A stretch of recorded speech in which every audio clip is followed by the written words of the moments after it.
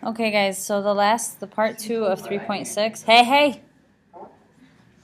So the last part of 3.6 is rational powers of differentiable functions. So one of our last rules for this section is rule number 9, the power rule for rational functions. So take a second, write this down, and basically this is still the same exact thing as using the power rule, right? So bringing down the fraction and subtracting 1 from the fraction. And we've done these examples in class. So really quick, you can press pause, find the derivative of both of these functions, and here are the answers that you can check your work. I'm not going to go over these again. And for these last 3 examples, we actually did them in class. We did this one in class today, and we did this one in class today. I'll show you the answers to both of them. But looking at this problem right here,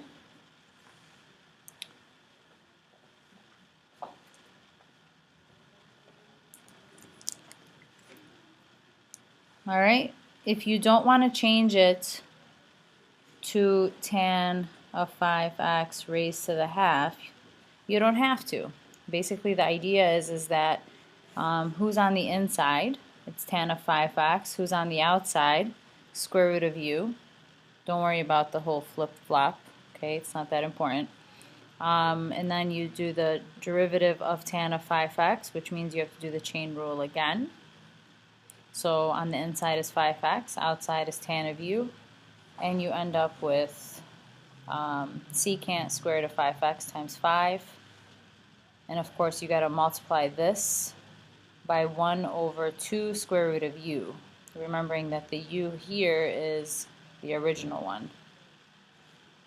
Okay, so here's the final answer once you multiply everything out. So try it on your own and see if you get the same exact thing.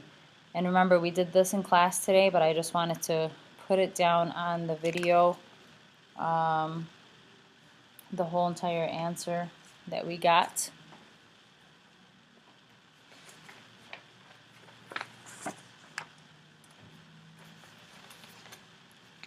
Alright, here it is. It's number 35 from the textbook.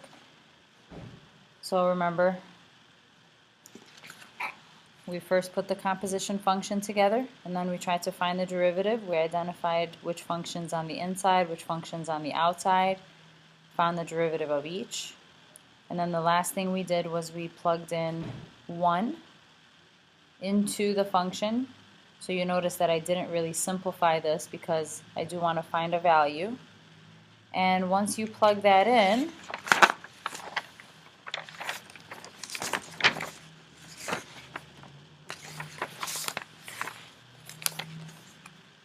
up here, we use the fact that we know that cosecant is the same thing as 1 over sine, and we know what sine of pi over 2 is, and we squared that, which is still 1, and we got our final answer, which is right here. Okay, so I'm not gonna redo the examples since we did them in class. This is just a video to kind of make sure that you always have the key to these notes.